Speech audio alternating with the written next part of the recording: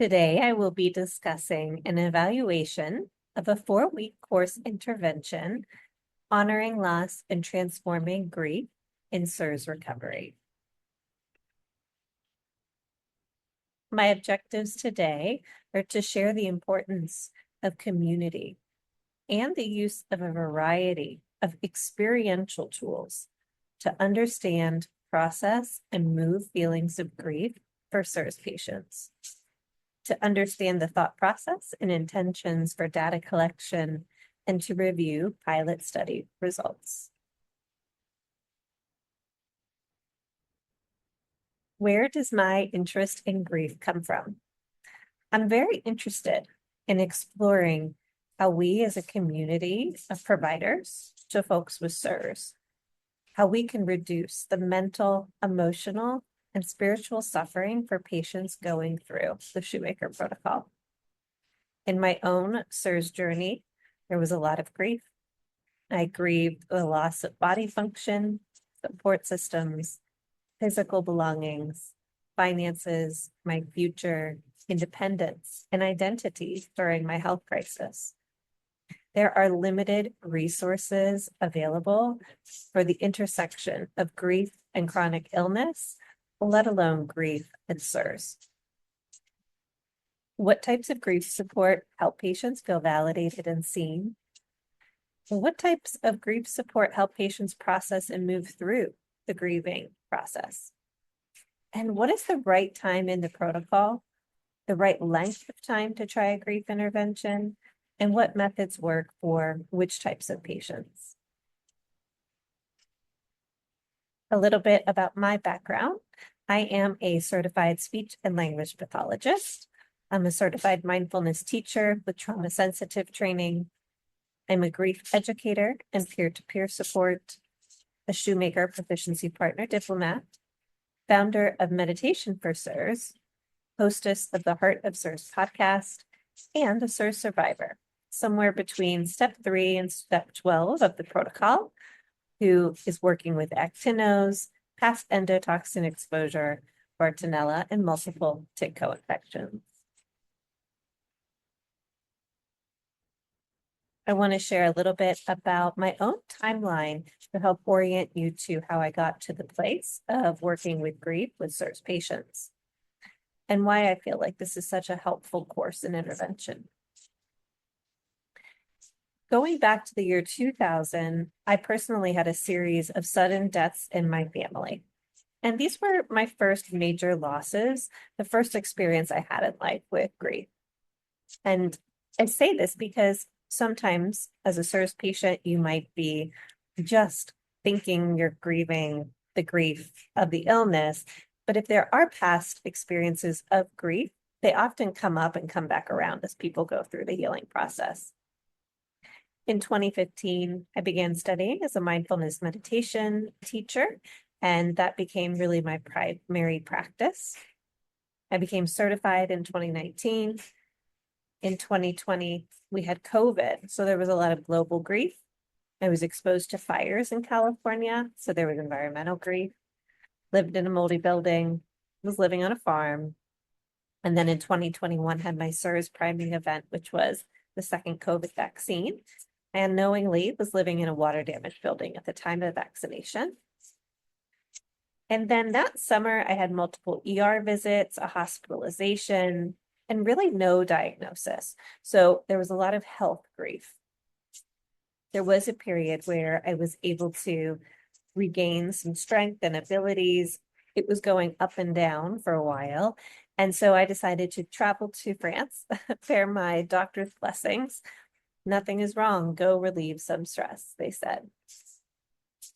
But unfortunately, in Bordeaux and at the retreat center, I was exposed to more water damaged buildings and experienced dangerously low blood pressure and was getting my affairs in order in case of death in France. So a 2-week trip turned into 6 weeks with quite a different outcome. And I left France in a wheelchair. And this whole experience really gave me a deep grief for the love of life that I wasn't ready to leave yet. In 2021, October, I became completely bedbound and had intense grief around the loss of my abilities and independence, not being able to work, a loss of support systems, and truly confidence in the medical community. In April of 2022 is when I got diagnosed with CIRS. Unique reactivity was to endos and actinos. And in 2022, of April to June, there was really a lot of grief after that diagnosis around then needing to find a new home, around my identity, work, and finances, comprehending how long the healing process was going to take. As I healed, summer of 2023, I was able to start meditation for CIRS, and I started working with and teaching meditation for CIRS patients. In 2024, I got official diagnosis of tick co-infections because I was not where I wanted to be on the protocol. And so I had active anaplasmosis, tick-borne relapsing fever, signs of Bartonella, exposure to Lyme, and rickettsiosis. So I began treating that. And again, there was more grief around these new diagnoses and that loss of healing timeline. I was understanding that it was going to take longer, again, than I expected. In August of 2024, I launched my first online mindfulness community for CIRS patients in the practice portal. And when you're meditating, come up along a lot of grief. You sit down to practice and you work with your emotions. It is there and present when you start paying attention. So I really started to see that grief work was important for CIRS patients. And I also, in August of 2024, got my official Bartonella diagnosis through IGeneX Fish. In October of 2024, that is when I got certified as a grief educator and a peer-to-peer support and ran the first grief course cohort. And it's also the first time I walked a mile in the park in 3 years. So healing was happening. And March of 2025 is when I ran the second CIRS grief cohort, which the pilot study results I will share with you today. And then April, here we are. I now have an MSH of 21, so my numbers are improving after 2 years of having an MSH of less than 8, and to be determined. We'll see what the future holds. It seems like success is ahead. So how did I emotionally, mentally, spiritually navigate the extreme and sudden transition from really being a fully functional globe-trotting entrepreneur to surviving death, living bedbound with mysterious medical issues, then a CIRS diagnosis, and so much loss along the way? I really, really, really feel that my mindfulness meditation practice was so pivotal in me being able to access and feel all of these emotions in a grounded way, and really acknowledging and feeling and working with the waves of grief that came up along my recovery experientially helped me to be where I am today. And we'll talk more about what that looks like as we get into this more. Let's start off talking a little bit about what areas do CIRS patients experience grief? Many places. So this could even happen prior to diagnosis, when you sense something isn't right, something is missing in health, and you're longing for someone who understands or for the proper diagnosis. At diagnosis, so missing optimal health, being able-bodied, time loss jumping from doctor to doctor, money loss trying to fix those downstream symptoms. Family, friends, missing activities with families and friends, having to give up attendance at special events due to location or body energy, and sometimes family, friends, partners disappear. The systems that we live in. So this is a big one. When we learn about CIRS, grief can arise when we begin to realize the flaws in our medical system, the insurance system, the building systems, our financial systems. There's a sense of safety that's really shattered when we see that the world around us has not been set up to set up our healing in a positive way. There is grieving around free time. So missing the time when You didn't have to think so much about all these details. So many things didn't need to be considered. Missing extra time of activities outside of cleaning and researching, learning about CIRS. Sometimes people are actually leaving their homes and apartments, having to give up objects, photographs, sentimental items. And there's more. So there can be grief around employment, needing to give up work, changing careers, or being forced to work from home. There is grief around dreams, realizing that the timeline you had of maybe owning a home, traveling, starting a family, adopting a pet, or meeting any milestones, these might shift due to the arrival of CIRS. Physical abilities, people miss exercising, being active, sports, traveling, fully participating in their daily activities and intimate activities. Creative expression. There can be grief because there's no energy to create or participate in hobbies or to even feel like doing your hair or playing with fashion and appearance. There can be grief around mental health. So missing one's optimism or personality, or missing that feeling of wanting to laugh, missing showing up for a way that you would like to for others. And financial grief. There can be a loss of financial security, savings, credit score. Let's talk a little bit about what grief is. So grief is truly a natural emotional response to losing what you love. So you don't fix it, you live through this experience. It's really a deep sorrow, a distress experienced when something or someone important is taken away. And although it's most often associated with the death of a loved one, it can also arise from other significant losses or changes. And CIRS certainly, as I've outlined, fits into that major life change. And grief isn't just emotional. It really impacts someone mentally, physically, socially, spiritually. It's deeply personal and unique to each individual. Some more formal definitions of grief are that it's a multifaceted response to loss, and it can be emotional, cognitive, physical, behavioral, social, spiritual. Now, one of the most, I would say, widely recognized frameworks for grief is Kubler-Ross's 5 stages of grief, which it conceptualizes grief as progressing through denial, anger, bargaining, depression, and acceptance. And while it's influential, it has been critiqued for implying that there is a linear or universal pathway through the grieving process. And I would say that it definitely does not reflect individual variability in CIRS. Although some may go through these different steps or phases, everyone's experience is different, and there can be all of those different stages or none of those stages, and even additional stages like finding purpose. More contemporary grief research really emphasizes this idea of nonlinear, and that it's really influenced personal, cultural, contextual factors.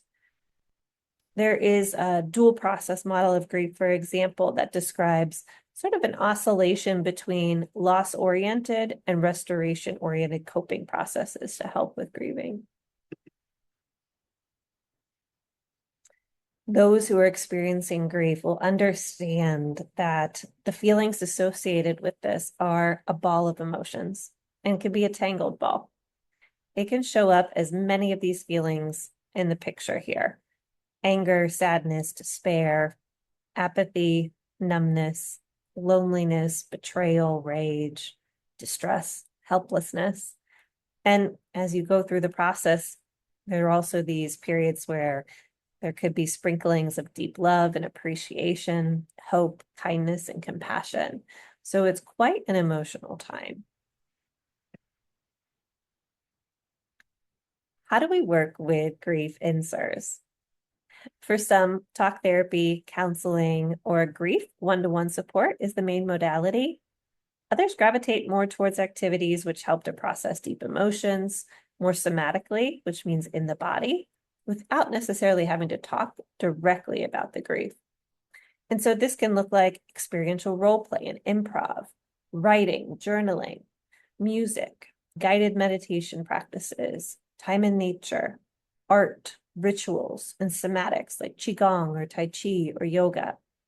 And so some might like working in small groups to process the experience of grief. And for some, really a combination of all of the above is helpful. And what does the research say on grief? Community and groups really offer emotional relief and foster a sense of connection.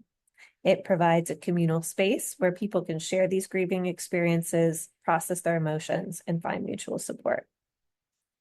Experiential role play and improv, it fosters a safe environment for individuals to explore and express emotions that are associated with grief. Writing and journaling in a structured way can reduce traumatic grief symptoms. Music aids in emotional expression, memory processing, and coping strategies during grieving.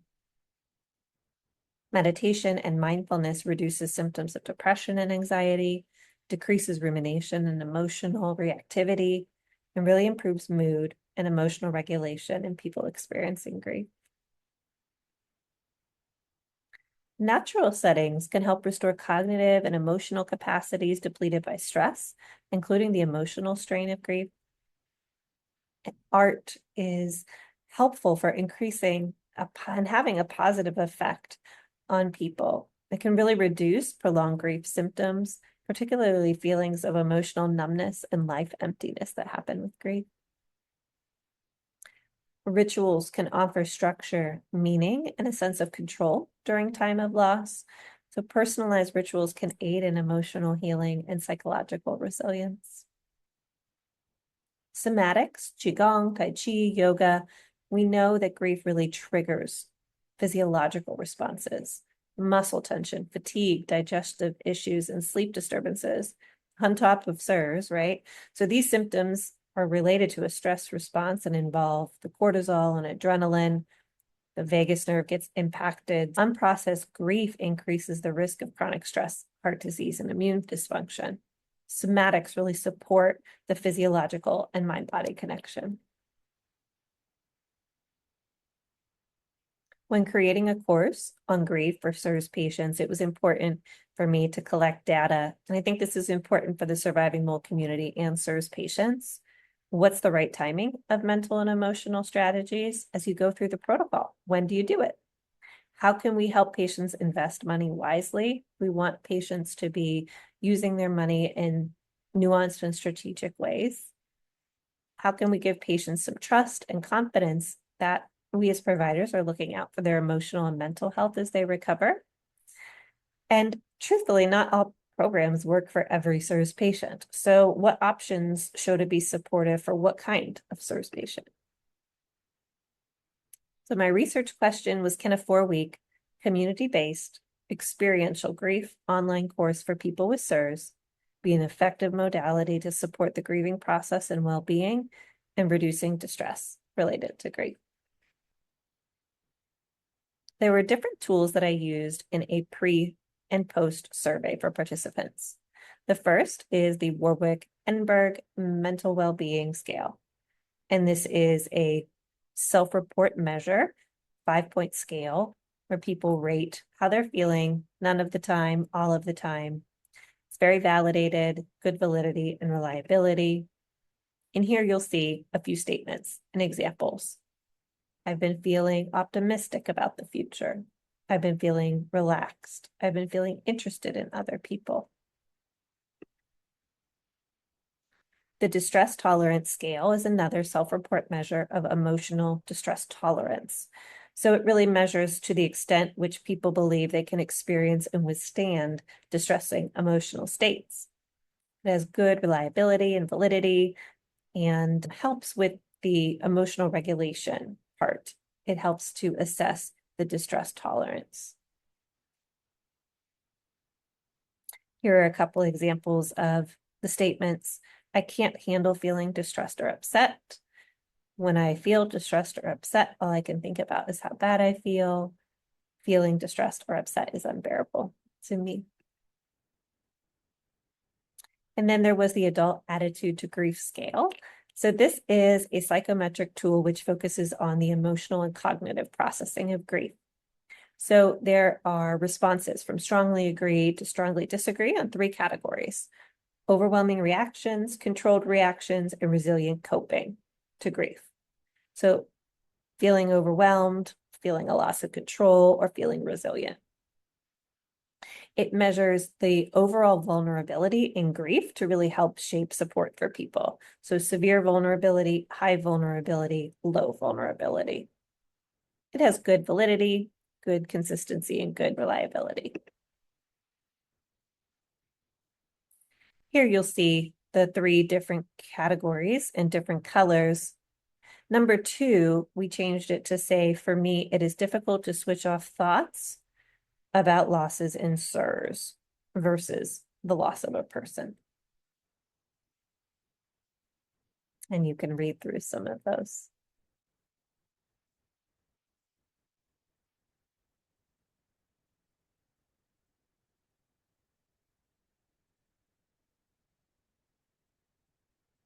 So there were 6 participants diagnosed with CIRS who enrolled in the community-based experiential grief online course for 4 weeks. They completed pre- and post-course surveys. Each session was 60 minutes, held once a week.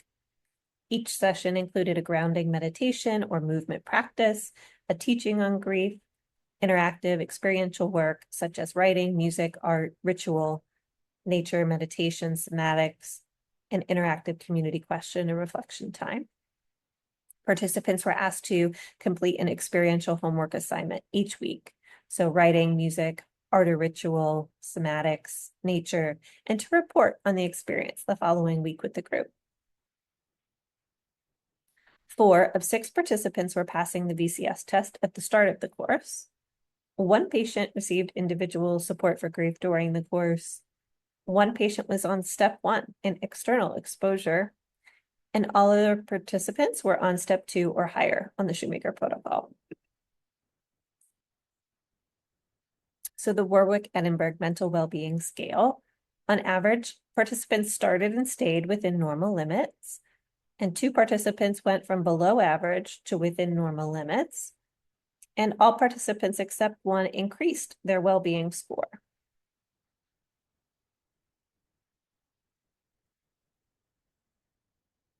For the distress tolerance scale, on average, the total score dropped by 6.6 points, which we would like to see the score drop. 4 of the 6 participants reduced their score from pre to post, indicating that they were better able to handle distress. And the adult attitude to grief scale, on average, the score is reduced by 3.5 points. And all participants except 1 started the class in a low vulnerability category, and the 1 that was in high vulnerability dropped to low vulnerability, and all except 1 reduced their score.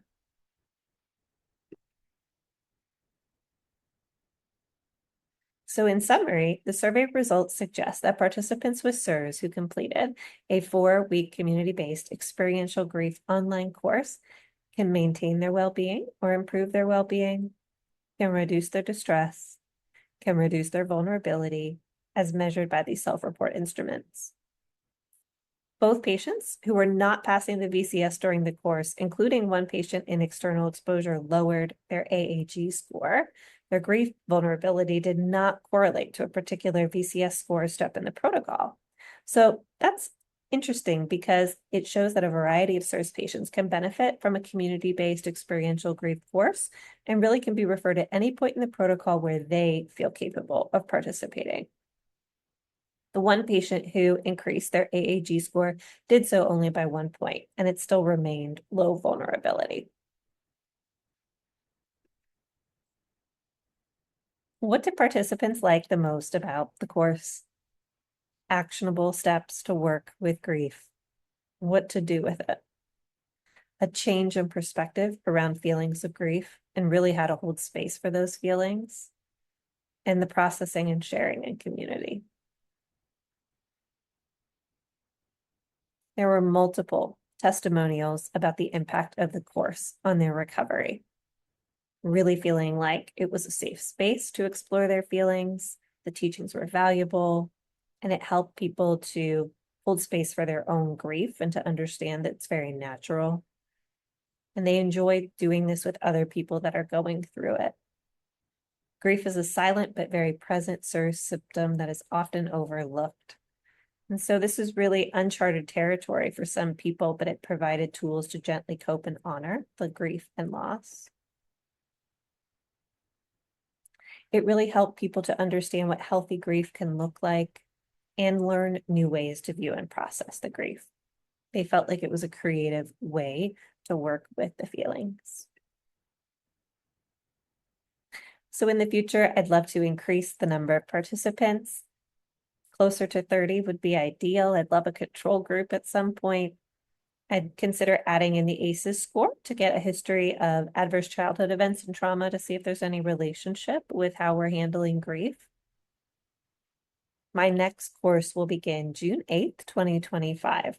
And I'm putting a link here on how you can sign up for that particular course, but you can always email me, or we can do a 15-minute complimentary call to chat to see if it's the right time for you and your CIRS recovery to explore this type of work. I sincerely hope that you'll consider joining this course if you are a CIRS patient, because most CIRS patients that I know have grief or holding grief, but it just might be showing up as anger or sadness or apathy or numbness.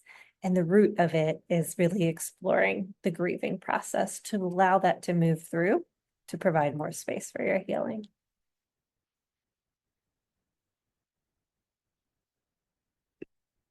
Here is a bibliography with lots of data to support the ways we work with grief. And a special thanks to Allison Ottenbacher for her assistance with the data analysis for this course. So thank you so much for your kind attention. As a CIRS patient, I know how difficult it is to go through the healing process and work with all of the emotions. Everything in this course was really put together out of the experience that I had and what worked for me to move through and to feel like I could focus on other pieces of my healing. I hope that you will consider taking this course, supporting the research, but overall, really supporting your overall emotional health. Thank you, and I look forward to connecting with you soon.